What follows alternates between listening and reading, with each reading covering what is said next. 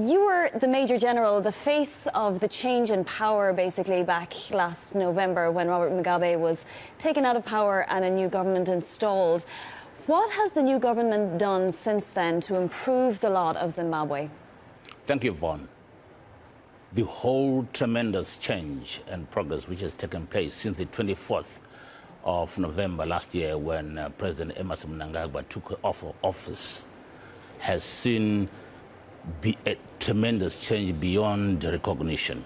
In fact, the government and the newest administration has taken over and started major reforms which are mostly economic and a lot of agreed political reforms, and has started attracting investment into the country and has declared the country being open for business so that the rest of the world can see this awakening giant which has been kept secret by Africa. Well, explain how you're doing that, because Zimbabwe did become very isolated economically, particularly, as you said, with massive runaway inflation and all sorts of economic problems. How are you improving the lot of Zimbabwe? What are the concrete reforms that you're taking? Firstly, we have learned lessons from many nations' mistakes. We've learned lessons from our own mistakes. And therefore, we are saying, let the bygones be bygones and end this isolationist scenario. And we are saying to the people of the world, to the investors, to the international financial institutions, and to various fund managers, Zimbabwe is open for business, and we are creating the appropriate environment which is easy to do business. Which is critical so that capital can find comfort to settle in. An example is our immediate reform which we undertook to reform the economic indigenization policy and act, which now allows business to own their own equity of their desired choice as they negotiate to enter into the business arena. But this, of course, is limited to the rest of the sectors of the economy, except in the diamond and platinum areas, where we're still developing a new policy in that regard. But a lot of reforms are taking place in order to open Zimbabwe for business, and they are working this giant. Minister Moyo, how many of your 100-day targets did you achieve now that we're through that 100-day milestone? Firstly, Mark, 100 days was a key management tool which was used by the President, Emmerson Mnangagwa, to ensure that all the ministers who have got responsibilities are accountable, not only to himself, but to the people, in as far as their success and otherwise is concerned. And we have scored quite a lot of tremendous success in different sectors.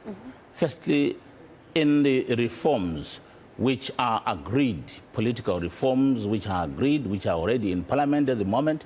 And secondly, in the economic reforms which are taking place and which continue to take place in as far as ease of doing business is concerned.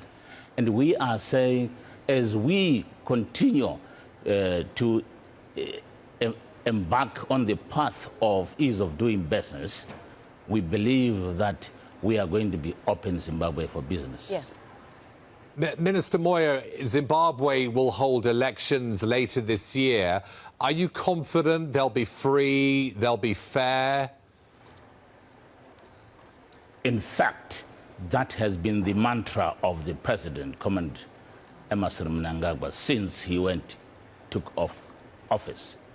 He and we are saying all the elections which are forthcoming, which are according to the Constitution, are going to be free, fair, transparent, and also very credible. What about the 3 to 4 million strong diaspora? Will you allow them to vote? The Constitution allows them to do so.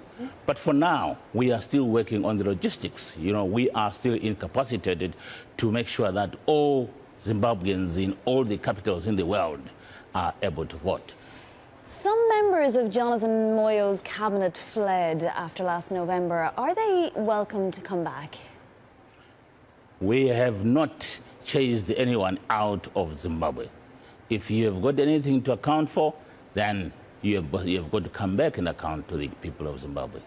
Now, there was also allegedly money looted by former members of the cabinet. Any hope of getting some or all of that money back ever? There's tremendous progress in that regard. As you're aware, there was a 3-month moratorium which was given by government, by the president. And we are experiencing quite a lot of progress in that area. The specifics can always be provided separately. Now, you're here in New York to meet with investors and to present Zimbabwe, as you said, the giant that it is. What has the reaction been so far? What kinds of things are people interested in investing in? Tremendous interest which has been generated. In fact, we are looking at the mining sector, which presents opportunities, the agricultural sector, the manufacturing sector, all the key economic enablers which are key for Zimbabwe. And we are already experiencing certain American companies who have expressed interest, like General Electric, to enter into different sectors of the economy. And we are saying, all the American investors, please follow General Electric, follow other players, and all the fund managers. This is the time to be accompanied and to complement the awakening giant so that Zimbabwe can be part and parcel of yourself.